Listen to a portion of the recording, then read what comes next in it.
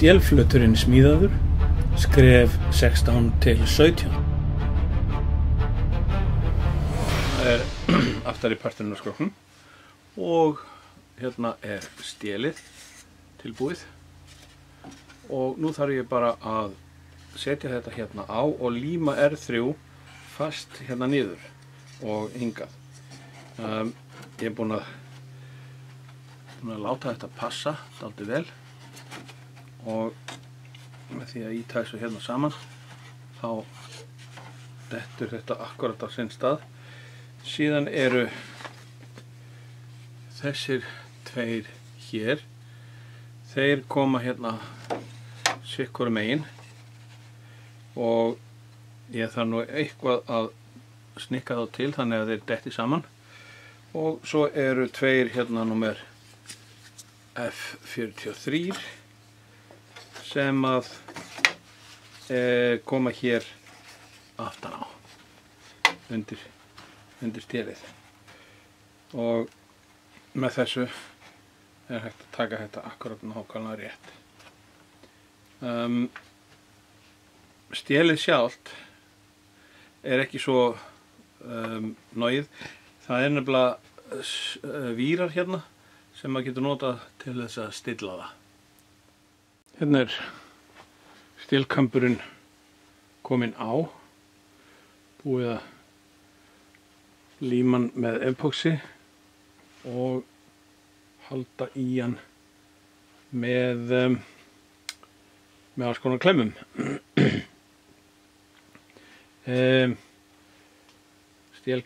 Stélflöturinn passar hérna inn í og svo þegar þetta er orðið þurrt þá kemur þetta hér utan á. Nú er ég búinn að fitta þessi tvo hérna á og þessir eru tilbúnir til að fara hérna aftan á. Þannig að ég er að hugsa að líma þá bara og nota til þess trélím.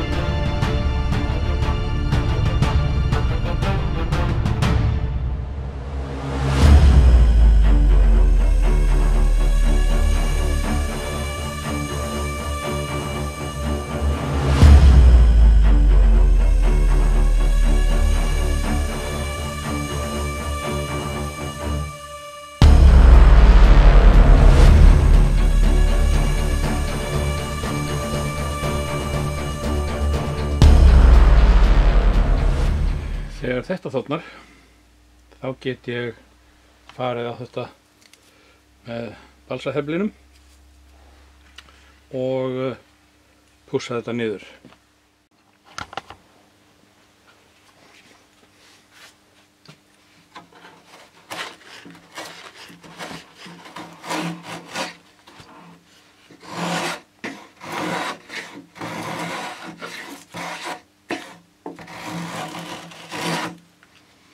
Hérna er ég að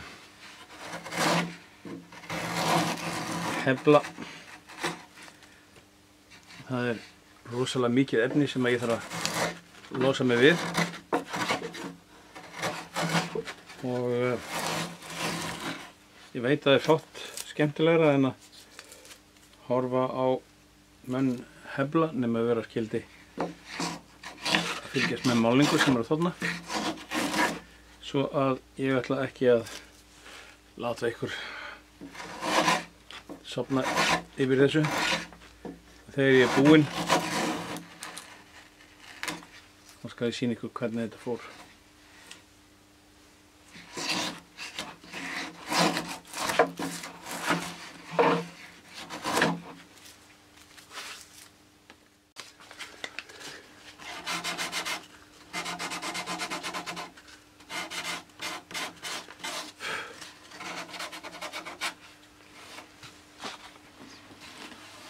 og þá er stélið komið á, stélkamburinn hérna, og stélflöturinn kemur hér í. Ég notaði svona fylliefni til þess að fylla, og það pússast alveg sérlega vel, við þægilt í notkun.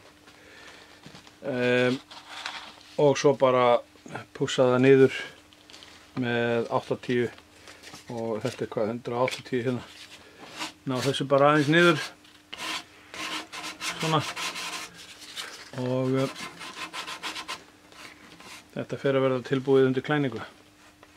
Ég er búinn að fara með fylliefni á restina af skrokknum og pússa það, þannig að skrokkurinn er svona nokkurn veginn tilbúinn. En það næsta sem er í þessu skrefi er hérna undir. Það er stélhjólið, og í dag þá kaupir maður bara svona stélhjólastel tilbúið og skrúar það fast og gerir nánast ekki neitt. En núna er ég með stélhjólastel sem að þarf að setja algjörlega saman. Ég sýni ykkur það rétt bráðum. Hérna er stélhjólasettið eins og það leggur sig. Þetta hér kemur hérna undir rödderinn og 2 gormar í það. Síðan er hérna armur sem að festist til gormana. Það þarf að silfurkveikja hann hér ofan á þetta hér, sem að kemur síðan hérna á. Þessi stálfjaðrir hérna, þær skrúast hér undir, en það þarf að silfurkveikja tvennt. Það er fyrsta lagi þetta hér, þarf að koma hér og silfurkveikjast hérna undir. Þetta, og síðan kemur þessi partur upp á, svona, og þetta hér. Já, þetta snýr svona.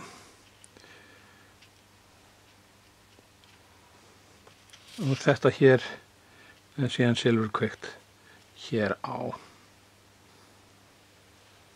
Þarna var gert ráð fyrir að menn hefðu bæði þekkingu og tækjabúnað til að silfurkveikja. Ég ætla að sjá hvort að mér tekst þetta og við skoðum það þá þegar og ef. Hérna er þá stélhjólið komið á. Það er allt saman vel silfurkveikt eins og á að vera, og búið að taka úr fyrir festi hringjónum hérna, þannig þetta á að vera nokkurn veginn tilbúin.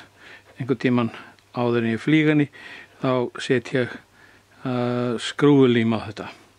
Hérna er festingin á stélkambi á röddernum á hliðastýrinu, og gormarnir koma hér upp í, og það er víst ekki hægt að gera það núna því að þá dettur rödderinn bara af. En sem sagt, ef að